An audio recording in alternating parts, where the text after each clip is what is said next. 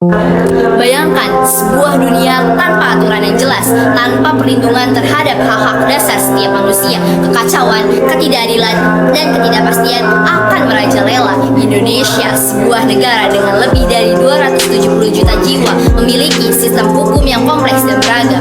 Apa yang terjadi ketika hukum tidak ditegakkan dengan baik, ketika keadilan terasa begitu jauh? Namun di balik itu semua, ada harapan.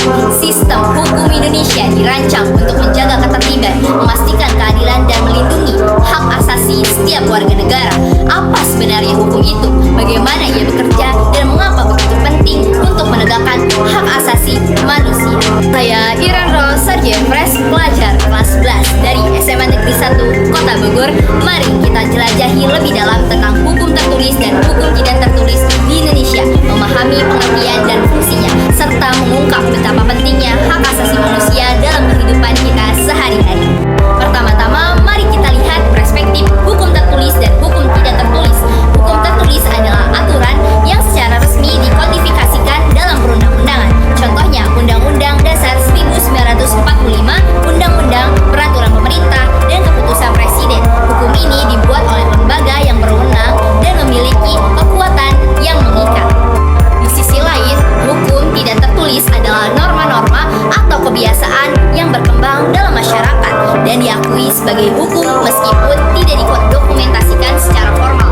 Ini bisa berupa adat istiadat atau kebiasaan yang dipegang teguh oleh suatu kelompok. Secara umum, hukum dapat diartikan sebagai sekumpulan aturan atau norma yang mengatur perilaku manusia dalam masyarakat. Fungsi hukum antara lain adalah sebagai alat pengendali sosial, sarana penyelesaian sengketa, dan perlindungan hak warga negara. Dengan adanya hukum, diharapkan terciptanya ketertiban, keadilan, dan kesejahteraan dalam masyarakat. Selanjutnya, mari kita bahas tentang hak asasi manusia atau HAM. HAM adalah hak-hak dasar yang melekat pada setiap individu sejak lahir sebagai anugerah dari Tuhan Yang Maha Esa. Hak ini bersifat universal dan tidak dapat dicabut oleh siapapun. Penerapan hukum dan HAM adalah proses yang saling terkait dan memerlukan kerjasama antara pemerintah, lembaga penegak hukum, dan masyarakat.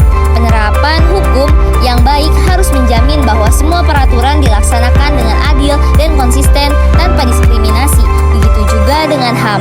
Penerapannya harus memastikan bahwa setiap individu mendapatkan perlindungan dan kebebasan yang layak serta kesempatan yang sama untuk mengembangkan potensi diri.